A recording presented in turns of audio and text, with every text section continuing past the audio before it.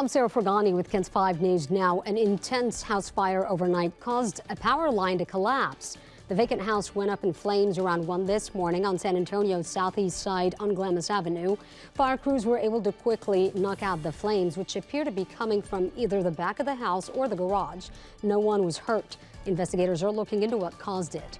An 80-year-old man lost his life when his house was destroyed in a fire in Bandera County. According to the Bandera Bulletin, that fire happened November 29th on Lakeshore Drive. It took crews hours before they could finally put out the flames. An elderly man died, and a woman and another man were left without a home. The nonprofit Out of the Way Community Corps is now helping them. No word yet on what started that fire.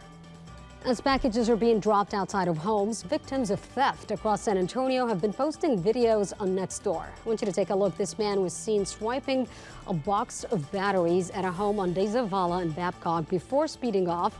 And here you can also see a man grabbing a package from a house near I-10 and Loop 16 and Loop 410.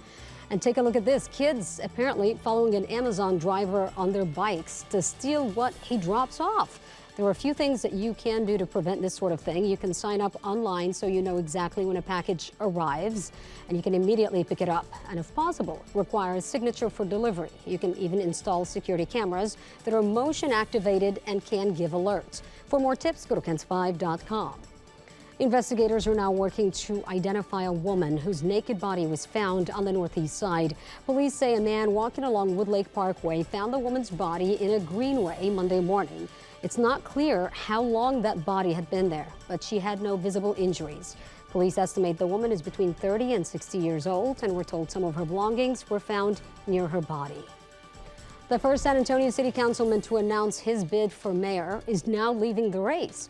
District 9 Councilman John Courage announced his bid to replace Mayor Ron Nuremberg back in January. In a statement released this Monday, Courage stated his decision to drop out was not made lightly and cited his age, health, and family as reasons for leaving the mayoral race. And he says he plans to continue to serve as councilman for District 9. Now, Courage has sat on that council since 2017.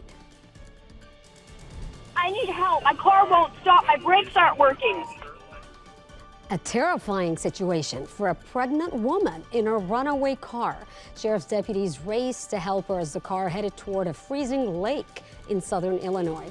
A dispatcher tried to direct the woman to safety as deputies rushed her way. In a panicked 911 call, the woman told deputies, "I'm 20 weeks pregnant and I cannot die today." Deputies say she was driving about 30 miles per hour on a dark rural road. A deputy driving just behind her conducted a maneuver called a rolling roadblock. Now he got in front of her car and slowed down, then her bumpers hit his unit and finally came to a stop. This happened so quickly, the woman did not even realize deputies were trying to help her stop.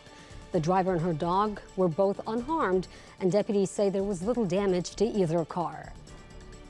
You can send letters to the North Pole, but not to Canada, at least for the time being. The U.S. Postal Service announced on Friday that it is not taking mail earmarked for Canada. The move comes after roughly 55,000 Canada Post employees went on strike last month. Canada Post says it has given the union a framework aimed toward reaching an agreement, and its plan reportedly offers ways to bring greater flexibility along with movement on other issues. Today is the deadline to buy a wreath for a veteran buried at Fort Sam Houston National Cemetery. They need your help during this time of year. Christmas remembrance wreaths can be purchased for a veteran buried there. There are 182,000 graves at Fort Sam Houston so far. Only 33,000 wreaths have been purchased. David Bolzer with Senior Veterans Inc. says the wreath is a symbol that no one will be left behind. It's the fact that they will never be forgotten. This is one time of the year. Now, the wreaths are $17 and they are tax deductible. The deadline is at midnight. If you want to buy one, we have a link on where to purchase it on KENS5.com. Today, the Texas Cavaliers kicked off the 2025 Fiesta festivities. The Texas Cavaliers named Rosemary Kowalski as Grand Marshal. Kowalski founded the hospitality and culinary service RK Group. This has expanded into a successful business that has lasted over 70 years. She celebrated her 100th birthday back in September. The Texas Cavaliers also unveiled their theme, which is called Shine Bright, and the medal has the sun and moon with the Texas Cavaliers logo. Giving Tuesday through a vending machine. The special machine making charitable giving a whole lot easier. A new batch of giving machines were unwrapped in New York's Times Square. People can use those vending machines to purchase all sorts of things that will directly help others around the world and in their own communities. They include chickens and goats to help feed families, hygiene kits, polio vaccines, even a community well. Isn't this great? They can go right here as they're traveling, as they're shopping, and have an opportunity to look outward, address the needs of their neighbor, and care for those in need. And I think it's marvelous to have them on the streets. It makes me feel good because people all over the world are needing help and we can help them get it. Organizers say 100% of every donation goes straight to the cause. To find a giving machine near you or to learn other ways you can help, visit givingmachine.org. And that's KENS 5 News Now. I'm Sarah Fergani.